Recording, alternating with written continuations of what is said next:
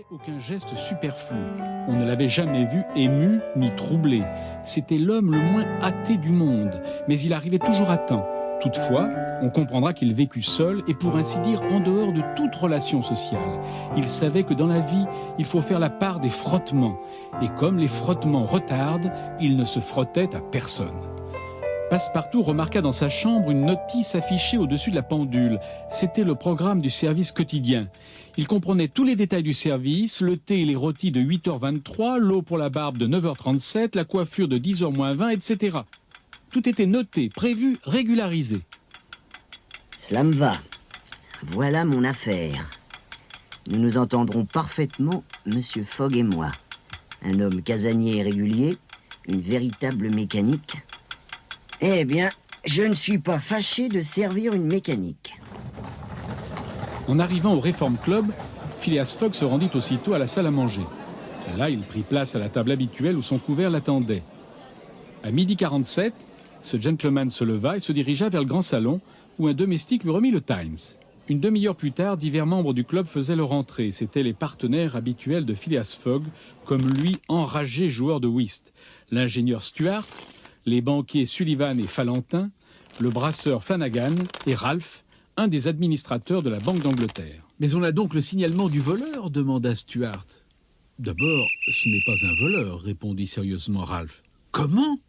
Ce n'est pas un voleur, cet individu qui a soustrait 55 000 livres en banquenotes. » Le Morning Chronicle assure que c'est un gentleman.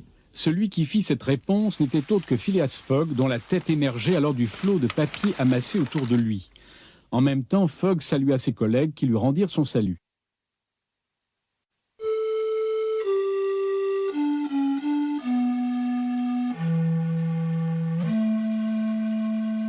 Le fait dont il était question s'était accompli 3 jours auparavant.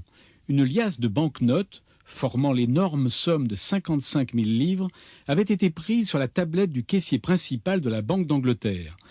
En attendant les renseignements que devait fournir l'enquête immédiatement commencée, des détectives, choisis parmi les plus habiles, furent envoyés dans les principaux ports, à Liverpool, à Glasgow, au Havre, à Suez, à Brindisi, à New York, avec pour mission d'observer scrupuleusement tous les voyageurs en arrivée ou en partance. La discussion continua donc entre les gentlemen qui s'étaient assis à une table de whist. « Où voulez-vous donc que le voleur aille ?» demanda Ralph. « Je n'en sais rien, » répondit Stuart, « mais après tout, la Terre est assez vaste. » Elle l'était autrefois. « Comment autrefois? Est-ce que la Terre a diminué par hasard ?»« Sans doute, » répondit Ralph. « Je suis de l'avis de Fogg. La Terre a diminué puisqu'on la parcourt maintenant 10 fois plus vite qu'il y a 100 ans. » « Il faut avouer, Ralph, reprit Stuart, que vous avez trouvé là une manière plaisante de dire que la Terre a diminué. Ainsi, parce qu'on en fait maintenant le tour en 3 mois. »« En 80 jours seulement. »« Je voudrais bien vous y voir, » s'écria Stuart. « Mais je parierais bien 4 000 livres qu'un tel voyage fait dans ces conditions est impossible. » « J'ai 20 000 livres déposés chez Baring Frères. Je les risquerai volontiers. »« 20 000 livres » s'écria Sullivan. « 20 000 livres qu'un retard imprévu peut vous faire perdre ?» L'imprévu n'existe pas. Je parie 20 000 livres contre qui voudra que je ferai le tour de la Terre en 80 jours ou moins, soit 1920 heures ou 115 200 minutes. Acceptez-vous? Nous acceptons, répondirent Stuart, Fallentin, Sullivan, Flanagan et Ralph après s'être entendus. Bien. Le train ne ouvre pas à 8h45, je le prendrai. Ce soir même demanda Stuart. Ce soir même. Donc, puisque c'est aujourd'hui mercredi 2 octobre, je devrais être de retour à Londres dans ce salon même du Reform Club, le samedi 21 décembre à 8h45 du soir, faute de quoi les 20 000 livres déposés actuellement à mon crédit chez Baring Frères vous appartiendront de fait et de droit, messieurs. Voici un chèque de pareille somme. Phileas Fogg prit congé de ses honorables collègues et quitta le Reform Club. Passepartout, qui avait consciencieusement étudié son programme, fut assez surpris en voyant Fogg, coupable d'inexactitude, apparaître à cette heure insolite. C'est la 2e fois que je vous appelle. Mais il n'est pas minuit. Je le sais, et je ne vous fais pas de reproches. Nous partons dans 10 minutes pour Douvres-Calais. Nous allons faire le tour du monde.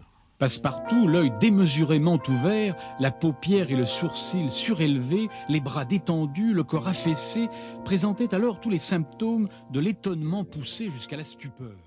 Pour continuer à écouter ce livre audio gratuitement, cliquez sur le lien dans la description et vous pourrez l'écouter en entier sans frais grâce à l'essai de 30 jours d'Audible.